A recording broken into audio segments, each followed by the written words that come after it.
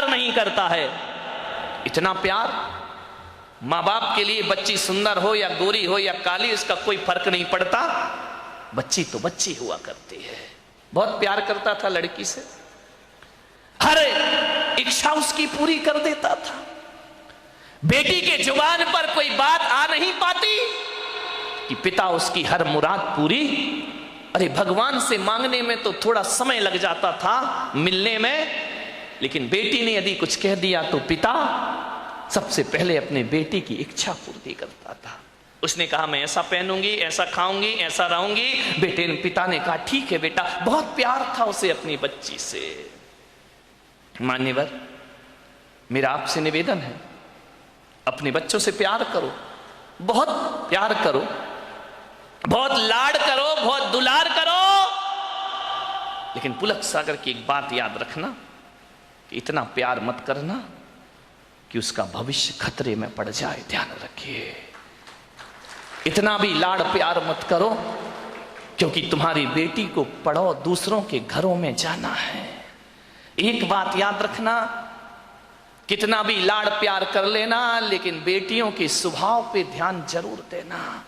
हकीकत में बताऊं तो 90% ससुराल खराब नहीं होती, 90% हमारी बेटी का स्वभाव खराब हुआ करता है। ध्यान रखिए, आपको विचार करना है। इतना लाड़ मत करो कि वो जिद्दी हो जाए, वो बड़े छोटों का भेद ही भूल जाए, वो मान मर्यादाएं ही भूल जाए, वो भूल जाए कि मैं भारतीय नारी हूं। ध्यान रखना, सुविधाएं दो, इतना मत देना कि कल तुम्हारे लिए उसका प्यार दुखदाई बन जाए। ध्यान रखिए, उस पिता ने, सेठ ने बहुत प्यार किया अपनी बच्ची को, इतना प्यार कि वो लाड़ लाड़ में लड़ंका हो गई।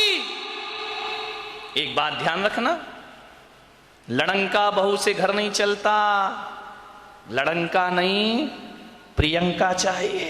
ध्यान रखिए, विचार करिए, लड़ंका नहीं चाहिए, लड़ने वाली नहीं चाहिए, जो खुशियां बांट सके ऐसी बेटी अपनी बना करके तैयार करो। उसने, सेठ ने बहुत प्यार किया, जिद्दी हो गई, 8-8 बजे सोकर उठती, कोई कुछ कहता तो 1000 जवाब देती, झल्लाहट रखती, झुंझला के बात करती। एक बात याद रखना बेटियों, ये तुम्हारा झुंझलाना, ये तुम्हारा गुस्सा होना, ये तुम्हारा खींचना मां बाप तो बर्दाश्त कर लेंगे, लेकिन ससुराल बर्दाश्त करने वाली नहीं है। ध्यान रखना, माँ बाप तो जवाब सुन लेंगे, लेकिन जब विवाह करके ससुराल जाओगी तो तुम्हारी कमियों को पीहर में तो बर्दाश्त किया जा सकता है, लेकिन तुम्हारे गलत स्वभाव को ससुराल में बर्दाश्त नहीं किया जा सकता है। ध्यान रखिए, बहुत संभल के जीना है अपनी जिंदगी को। अहंकारी हो गई लड़की, घमंडी हो गई लड़की, मां समझाती कि देखो तुम ये करते क्या हो, कितनी अकड़ में जीने लगी है, कितना ईगो हो गया इसको, फटफट जवाब देती है। पिता ने कहा बच्ची है, ठीक हो जाएगी। ना बाबा, बच्ची समझ के मत छोड़िए, आपका ये प्यार, आपकी ये ढील उस बच्ची का जीवन भर। मैं विचार करता हूं, आपसे बात करता हूं, एक निवेदन करता हूं बड़ी विनम्रता के साथ कि आज बच्ची की हर डिमांड पूरी करके आप थोड़ी देर को तो खुश हो जाओगे, लेकिन ये आदत यदि बच्ची को लग गई तो जिंदगी भर तुम्हें आंसू बहाना पड़ेंगे। ध्यान रखिए, लड़की को पालना किसी संत की साधना से कम तपस्या नहीं हुआ करती है। मान्यवर, बड़ी हो गई, पिता ने कहा कि अब ये बड़ी हो गई है, और जब बड़ी हो जाए तो माँ बाप को एक ही चिंता रहती है कि मेरी बच्ची का घर बस जाए, मेरी बेटी के हाथ पीले हो जाएं, तो हम इस जिम्मेदारी से मुक्त हो जाएं। शादी कर दी पिता ने एक अच्छे घर में, शादी हो गई, विवाह हो गया, चली गई ससुराल। 8 दिन भी नहीं हुए, फोन आ गया पिता के पास, पिताजी। हाँ बेटा बोल, कैसी है? अरे कैसी हूं, मर रही हूं मैं यहाँ पे। मर रही है ऐसा? 8 दिन में तेरा ये हाल हो गया? बोले मैं इस घर में 1 मिनट नहीं रह सकती हूँ, इसी वक्त मुझे आइए लेकर के चलिए, मैं इस नरक में नहीं जी सकती हूँ। पिता ने कहा यार 8 दिन में ऐसा क्या हो गया? अरे बोले सब बेकार है, यदि मुझे जिंदा देखना चाहते हो इसी वक्त आ जाओ, जैसे हो वैसे आके मुझे ले जाइए। बाप ने कहा यार मैंने तो इतना अच्छा घर देखा था, इतना दहेज दिया था, सब कुछ दिया था, उसके बाद इतनी अच्छी शादी की, पूरे नगर में ऐसी शादी कोई नहीं कर सकता है, 8 दिन में ये क्या हो? बेटी ने कहा मैं फोन रख रही हूं, जल्दी आओ वापिस, मुझे ले चलो यहां से, नहीं तो बेटी का मुंह नहीं देख पाओगे। लाचार पिता।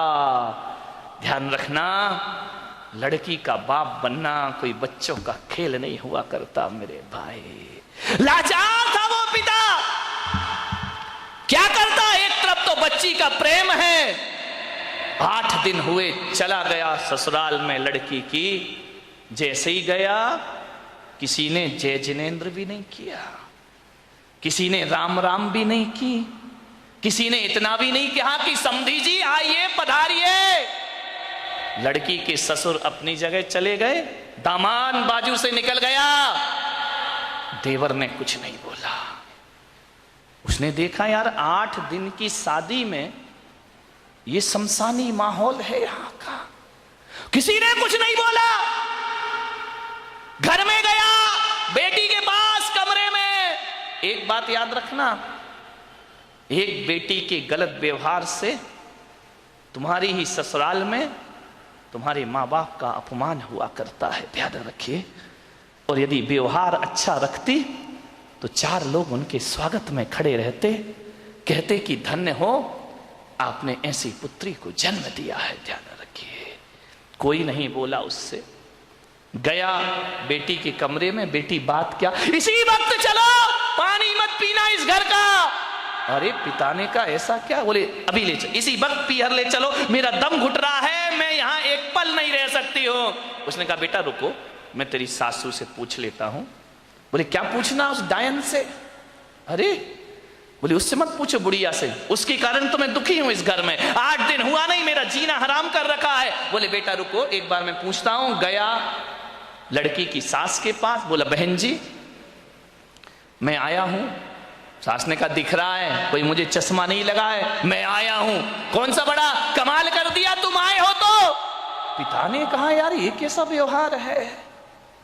बोले बहन जी मैं अपनी बच्ची को ले जाना चाहता हूं, कल के ले जाने वाले आज ले जाओ। इसी वक्त ऐसी लड़की भेजी है तुमने, जीना हराम कर रखा है इसने, 8 बजे सो के उठती है, कोई काम नहीं करती है, सीधा बना बनाया खाना चाहिए, और किसी ने कुछ कह दिया तो 1 की 4 सुनाया करती है। ऐसी लड़की दी है, ले जाओ अपना पैसा वापिस, ले जाओ अपना दहेज वापिस, नहीं चाहिए हमें ऐसी लड़की।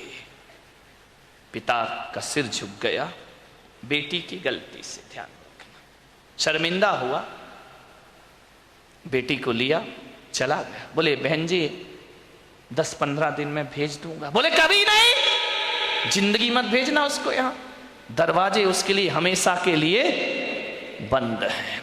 पिता समझ गया कि जरूर कुछ गड़बड़ है। बेटी को बिठाया, कार में ले गया घर। रास्ते में पिता ने पूछा कि बेटी एक बात बता, ये माहौल कैसे निर्मित हो गया? बोले पिताजी कहां पटक दिया तुमने मुझे ले जा करके, इससे अच्छा तो कुमारी रह लेती तो अच्छा था। बोले बेटा एक बात बताओ, देखो चिंता मत करो, मैं हूं ना, सब सही हो जाएगा। एक बात बताओ तुम्हारी ससुराल कैसी है? बोले देखी नहीं है क्या, एकदम नरक, ससुराल नरक। बोले बेटा एक बात बताओ तुम्हारी सास कैसी है? बोले डायन। सास डायन, चुड़ैल। अच्छा ससुर कैसे हैं? ससुर राक्षस पूरे। अरे बाप रे, ससुर राक्षस, सास डायन। बोले बेटा अच्छा एक बात बता, जेठ कैसे? बोले धूर्त नंबर 1 का मूर्ख।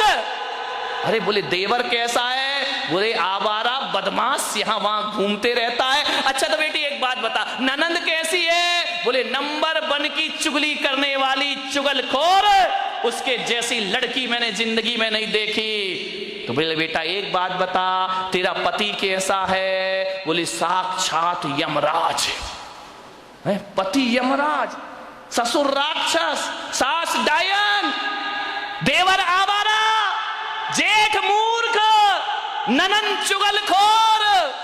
बोले एक बात और बता दे बेटा, तेरे पड़ोसी कैसे हैं? बोले एलएलबी। बोले एलएलबी? बोले लुच्चे लफंगे बदमाश। एलएलबी तो यही होता है। बोले लुच्चे लफंगे बदमाश। अरे पिता ने कहा यार एक आदमी गलत हो सकता है, दो गलत हो सकते हैं, पूरी ससुराल का हर मेंबर गलत है। ससुराल तो छोड़ो, पड़ोसी भी गलत है। समझदार पिता था। ध्यान रखना, लड़की के माँ बाप को बहुत समझदार होना पड़ता है। उस पिता ने कहा कि अब गड़बड़ ससुराल नहीं, गड़बड़ मेरी लड़की है। एक भी तो अच्छा नहीं है पूरे घर में, जो देखो सब इसके खिलाफ है, जो देखो सबकी ये बुराई कर रही है। बोले बेटा चिंता, बोले पिताजी अब मैं कभी नहीं जाऊंगी। बोले मत जाना, तेरे बाप का घर है, आराम से रहना। बेटी अपने यहां किसी चीज की कमी नहीं। ले गया पीहर में। अब चली तो गई, भाभी ने देखा अच्छा आ गई देवी जी, इसका मतलब है कि अब विचार बना कि अब यहीं रहेंगी। तो भाभी ने कहा ला चाबी इधर। कहाँ की भाभी? अभी ध्यान रखना, 2-4-8 दिन को जाओ तो भाभी भी इज्जत करती है, और जब रोज रोज रहने लगो तो भाभी भी कहती बहुत हो गई दीदी दीदी, जीजी जीजी, अब साइड हो जा, चल उठ, खाना बना, चाय ला, नाश्ता ला, बहुत ऐसो आराम हो गए तेरे।